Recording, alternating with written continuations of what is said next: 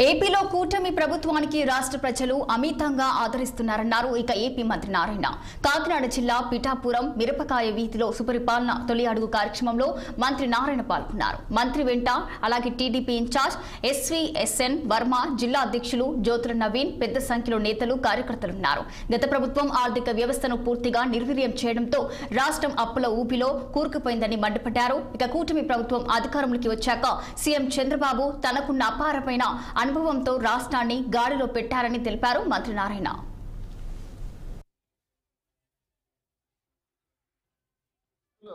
204 అన్నా క్యాంటీన్స్ పెట్టేవాడి అప్పుడు 2,25,000 మంది ప్రతిరోజు చక్కగా 5 రూపాయలకి చక్కటి భోజనం చేస్తున్నారు. దాన్ని మూసేశాడు కదా ముఖ్యమంత్రి. ఎందుకు మూసాడు ఎవరికి తెలీదు. మన మీద కోపంతో ప్రజల మీద కోపం చూపించాడు. ఎందుకు మూసేశాడు ఆయనకే తెలియదు.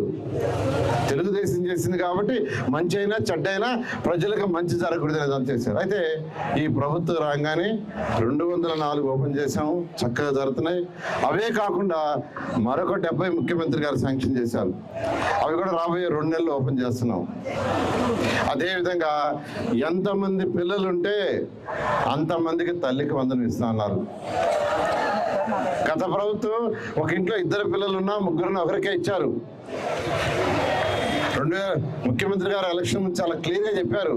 ఒక పిల్లవాడికి ఇచ్చి ఒక పిల్లవాడికి ఇవ్వకుంటే వాడు డిమారల్ అవుతాడు, వాడిని చదివించలేకపోతే వాడు కూలీ నాలికి పోవాలా, కాబట్టి ఎంతమంది ఉంటే అంతమందికి ఇవ్వాలని ఆ రోజు చెప్పడం, మాట తప్పకుండా ఖజానా ఖాళీ అయినా డబ్బులు లేకపోయినా 10 లక్షల కోట్ల అప్పు తీరుస్తున్నా మన రాష్ట్రంలో 10,000 కోట్ల రూపాయలు 67 లక్షల మంది పిల్లలకి వేశారు.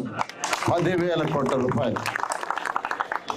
అంతేకాకుండా మహిళలకి ఉచిత బస్సు ప్రయాణం మాట చెప్పాం. కామారెడ్డి జిల్లా బిక్కనూరు మండలం